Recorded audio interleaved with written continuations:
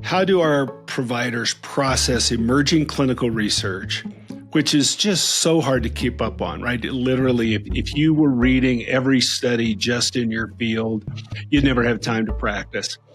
What do you see AI doing that will change how providers not only personally assimilate clinical research, but will it change how they talk to their patients and how they communicate with their patients about research related to their condition? It will certainly, because knowledge is power, right? I've always told my students that knowledge is quickly becoming a commodity, and the soft skills that allow you to interface with patients, with interfacing with colleagues, are really the skills that are going to separate people in the future. This episode of Vital Conversations is produced and distributed by Be Connected, a social media management firm in Northeast Wisconsin.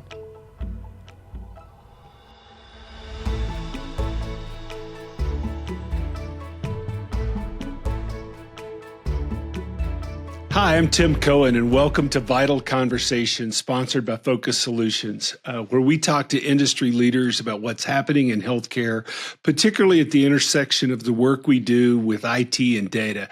I'm really pleased today to have Dr. Jeff Jensen as my guest. Jeff is currently the Dean of the Arizona College of Podiatric Medicine at Midwestern University in Glendale.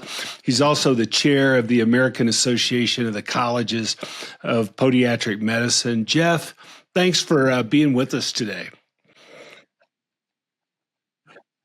So we're going to try something that could be a little bit dangerous. We're going to take two non-technical people and we're going to have a conversation about AI and medicine. But I think this is appropriate, right? Because we're not going to talk about the bits and bytes, but I'm particularly interested, given Jeff's role in training a next generation of physicians, to explore what does this new technology mean about how we train doctors, how doctors and patients interact, even how we do things like process clinical research. Jeff, let's start with the interaction with the patient. So physician and a patient meet in the exam room. What do you see as you look down the road on how AI is going to change that interaction between the doctor and the patient? That's a great question, and I think it spans the entire educational opportunity for students, residents, as they go into practice afterwards. I can tell you for sure, in the clinic right now, there's software that doctors walk into the room. It's a new patient. Software will allow you to interview that patient, go all the way through a discussion on labs, x-rays, plan, and the doctor's note is literally made for them on their computer. You can only imagine the impact that has on a busy doctor who for the last 10, 12 years has been embroiled in trying to manage time to finish their electronic medical record. There's no question that over time, doctors I talk to, the major variable for burnout in medicine is the charting requirements. Absolutely. And we see it. We see it in doctors working after work. We see them working on weekends, trying to catch up. I had one friend who was in internal medicine, and he also did a lot of infectious disease work. And he said on a 2,000-hour year, he spent an extra 680 hours doing charting because his computer tracked all the time that he was putting it. Right. So you can only imagine the influence that advanced technologies have at the end when you've already gone through school, you've already done all the things we'll talk about in a few minutes, but the impact that technology has for doctors, it'll increase careers in terms of span, because now that doctors get to do what they like to do, see patients. Yeah. If we go back 15 years ago to the passing of the HITECH Act and the rapid adoption of EMRs, what you just described is the number one complaint we heard from physicians across the board. And we took the most highly skilled, highly trained, most expensive person in the process. And to your point, we created 600 hours of data entry clerk that they're now back. I just experienced what you talked about as a patient with my orthopedic surgeon who walked in and said, "Hey, do I have your permission to hit this little button on my phone?" And consequently, all the eye contact was back. it was a natural conversation about my care. And when it was over, hit the button and his note was generated. So if that changes, let's talk about one other thing, and then I want to work backwards into how this is going to impact how folks like you train our next generation. There is the conversation and there's the documentation. And then a lot of medicine is, how do our providers process emerging clinical research, which is just so hard to keep up on, right? Literally, if you were reading every study just in your field, you'd never have time to practice. What do you see AI doing that will change how providers not only personally assimilate clinical research, but will it change how they talk to their patients and how they communicate with their patients about research related to their condition? It will certainly, because knowledge is power, right? I've always told my students that knowledge is quickly becoming a commodity, and the soft skills that allow you to interface with patients, with interfacing with colleagues, are really the skills that are going to separate people in the future. So I'll give you a couple of examples on that. If I'm seeing patients and there's a very common, let's say I'm treating diabetic foot complications and bone infections are very prevalent.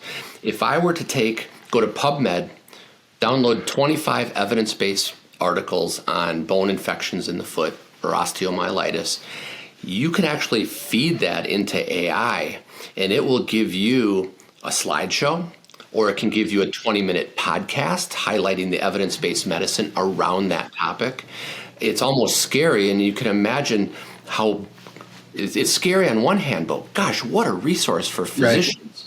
Right. And medicine in general. But you can even imagine how it's going to just completely change the continuing medical education environment. Absolutely. And then it extends into education also, because I can tell you right now, if I went through our clinical courses at the university, we're always updating the latest and greatest research. Right. But to your point, how do you keep up on all of it? Right. I mean, we can do that now, and we can continually update our lectures and update our PowerPoint slides to make them completely relevant to the latest and greatest evidence-based medicine that's been published. So not only education, not only CME, but also that the knowledge base that allows us to treat patients and make better diagnoses and hone in a treatment plan for them. It really enhances the breadth of what we can do, and really it helps doctors be better diagnosticians, right? What will it do for those of you that are educators on how you will change the preparation process for incoming, new students that walk in, first day, got that lab coat and have no idea what they're doing? How will the preparation change?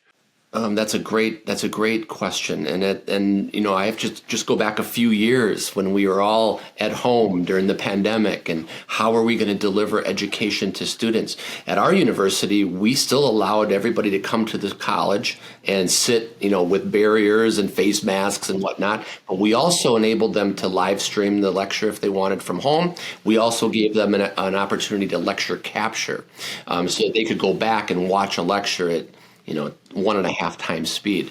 If you take that as a foundation for vaulting education forward, now if you layer AI on top of that, we are giving highest quality evidence-based lectures in a way that is not difficult to attain. Right. To your point, I mean, if we were going to do PubMed searches and we're going to read every single article and we're going to own everything that comes out every single day. I mean, the amount of literature that is coming into different specialties now is almost overwhelming. But with AI's capabilities, we can kind of condense that to give us the latest and greatest information in any specific pathology that we see. Now, let's go to the flip side of that. So the physician can take those 25 PubMed articles very quickly, assimilate them, but now so can the patient. And for a long time, doctors have dealt with the problem of Dr. Google, right? The patient walks in with, 25 pages they printed off on Google, they've self-diagnosed. Well, that now goes to a whole new level, because I too, as the patient who couldn't understand those 25 articles, can now run those through AI. How does it What do you tell the doctors to do when the patient walks in and they're using AI and you Well, aren't? well, nowadays it used to be a Google search, and you never knew whether Right, it was right, from a reputable source or not. right, And patients, of course, they've got they're subjective in their right, assessments, right? right. And they're hoping it's one thing or another, and then they see the treatment plans. But really, if you think about it, back to that knowledge is power equation. If a patient is pulling up evidence-based medicine, even though they don't even understand the words, they can be translated, right? Right. I think that it can enhance the doctor-patient relationship.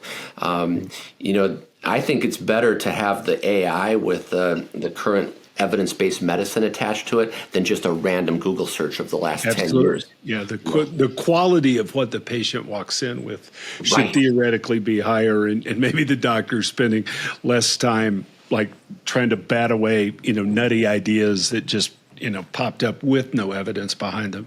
We've talked a little bit about diagnosis. I assume the same things apply when we consider treatment options, right? The same idea around given the diagnosis. Now, what does the evidence say about the treatment efficacy rankings? What are you seeing there? What are you excited about that may come on the second half of the provider's cognitive work? You can't treat something unless you know what it is. Right. So if you can develop, with or without AI, a differential diagnosis of all the potential things that this pathology could be, Right. then you can systematically narrow that down. Right. And then once you have a definitive diagnosis, there are regimented treatment plans across the board, right? Right. Consensus documents, for example. Before we had AI, we had consensus documents developed by cores of experts in a certain area that would put out a beautiful article that had all of the resources that they dug up themselves. AI didn't do it for them. Right. And so that was kind of the early form, if you will, of what we're talking about, where you get a diagnosis and then you have levels of evidence to support different treatments. Right. Now AI can do that for us, but before we were dependent upon consensus documents and key opinion leaders coming together and sorting the data out for us. So you can only imagine where this might go as time goes on. I mean, where we're sitting today is just an unbelievable opportunity, but not everybody's jumped on board yet, of course. Yeah.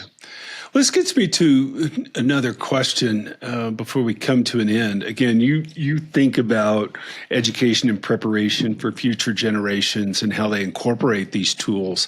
Do you envision this becoming part of the curriculum of you need to understand AI, not just, it's like, are you going to have to take doctors sort of under the technical hood of AI just a little bit to say, how do you maximize large language models and how do you know where there are strengths and vulnerabilities? Is there a technical element of the education coming? Oh, yes. And then I foresee it being incorporated into our evidence-based medicine courses. Because how do you attain evidence-based medicine, right? PubMed, you can go everywhere, but now AI can assist us in that process. And of course, we've had lots of discussions at the university level about AI. I mean, to the point where is AI any different than the if you think about it? The end game is the same. We're preparing students. But I saw an article recently, you'll like this, the USMLE Step 1 exam, which is the basic science exam for medical students. Those questions were fed into AI, and AI spit out a perfect score. Wow. So to have AI helping our students prepare for these exams, to me, is a godsend. And in many ways, you could translate that into being a tutor. To make things easier for our students. My final question before we wrap up, you're obviously optimistic that the net gains for AI in medicine are things that have you excited. Where we sit today, what's the top of your worry list as providers begin to bring these tools into their process? What most concerns you? So one of my worry lists with AI in general is I have it on my phone. I can just type in anything and it spits out answers, but it doesn't have references attached to it. Right. So, I tell my students, I don't mind you using AI. Let it give you frameworks for discussion. Right. Let it help you, but you still have to go find the sources to support AI. You just can't take AI verbatim, print it out, and hand it in as a paper. You need to have the references behind it. So in some ways, it could be dangerous, but in other ways, it's forcing people to deliver at a high level. Right. And then all of a sudden you start talking about these PDFs being loaded into AI and it's spitting out a podcast like we're discussing. It's purely an evidence-based podcast, and the voices don't even sound mechanical. They're like a male and a female, and it's like it could redo the podcast industry, right? So there's so many cool things about it that I think that if we just keep our guardrails up and be aware of potential abuses and address them as they come, because sometimes we don't even know what the downside might be yet, right? As things evolve. So you're right. I'm very optimistic, and what I've seen at first, like anything, a new technology is scary, and people are kind of, you kind of give it that Heisman look, kind of keep it in its distance. But I think the more that we use it, the more we understand it, the more we embrace it, the more we understand its limitations in different arenas, the more that it can be helpful for all of us. Awesome. Speaking of podcasts, Jeff, you're a podcaster yourself. You have the Dean's Chat. Give us a headline on what type of stuff do you address on the Dean's Chat?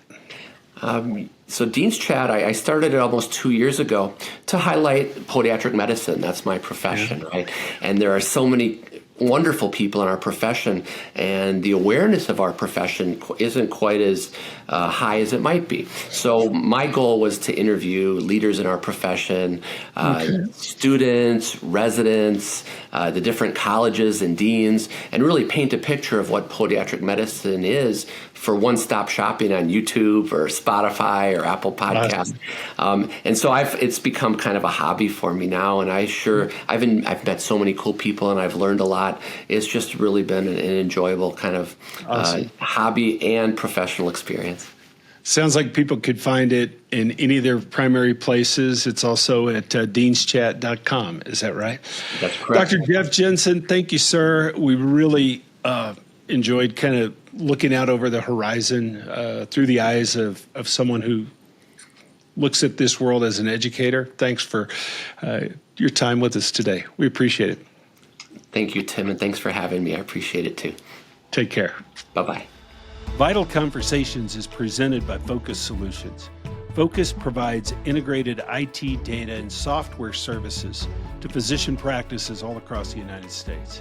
To hear more stories about physician practice leaders and what they are doing, subscribe to Vital Conversations wherever you get your podcast.